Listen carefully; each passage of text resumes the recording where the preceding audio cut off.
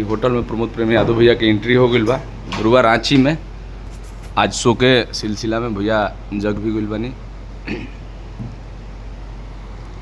भैया कल के शो कैसन गई बताएं थोड़ा हमारा दर्शक के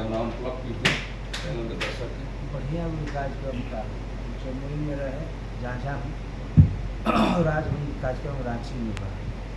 आज रांची के ध्रुवा में कार्यक्रम बा। हमनी के पूरा टीम के साथ एंट्री हो गई बा और 10 बजे से एंट्री हुई। और कल एगो भैया के बड़ा ही प्यारा गाना आ रहा बा सारे गामा कंपनी से। वो गाना के बारे में कुछ बोली। बहुत प्यारा गाना बा और कल आप सब सारे गामा को जाने वो गाना के बहुत सारा प्यार से।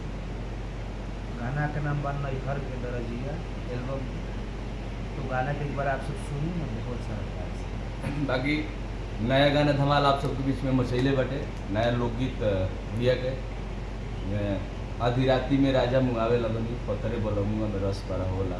बहुत प्रकार के गाना बहुत लगन में आप सब प्यार भी देनी और आप सबके बीच एक से एक बड़ा गाना रिलीज होगा। वो गाना के बारे में कुछ बोली हुई अपने दर्शक। बहुत बहुत धन्यवाद आप लोग बजावत तनी गाना के सुनतनी और प्यार है और एक से बड़ा गाना आप सबके बीच में गाई और आप सब गाना के प्यार से धन्यवाद भैया। बाकी पूरा टीम हमने के एंट्री कर गई होटल में। बाकी हमने के रूम में अभी पानी रखा था सब। प्रियांशु बड़े कैमरा पर सब कोई रेस्ट कर रहा। सोनू भैया विशाल भाई और भी टीम के सदस्य बालो सब अपना अपना रूम में बैठे। और हमने के प्रोग्राम स्थल से आप सबके बीच लाइव रह जा अपना भैया प्रमोद प्रेमी यादव जी के शो के दौरान लाइव रह जा। आप सब लाइव के आनंद ले और ये सब प्यार दे रहा बनी आप सब। वैसे भैया का हर गाना के प्यार दी कल एगो बड़ा ही प्यारा गाना रिलीज हो रहा बा आप सबके बीच में। सारे गामा हम कंपनी से नैहर के दरजिया बहुत ही अच्छा वीडियो भइल बा वो गाना के।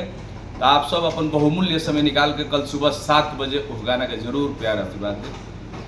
आज के अपडेट ये है बाकी आप सबके बीच हम लाइव रह जा अपना अपना पेज से। प्रमोद प्रेमी यादव भैया के ऑफिशियल पेज से, सोनू भैया के ऑफिशियल पेज से, हमारा ऑफिशियल पेज से, विशाल भाई के पेज से, प्रियांशु प्रेमी के पेज से, जितेंद्र भाई के पेज से, कुणाल भाई के पेज से, राजू भैया मैंने टीम के जितना भी सदस्य बनी सब कोई अपना अपना पेज से हमने लाइव रह जा। आप सब लाइव पे जरूर भाई टिंकू जी भी रह लाइव, मनीष रोहतासी भाई रहे लाइव, पूरा सदस्य लाइव रहे। आप सब लाइव के आनंद ले। हर हर लव यू।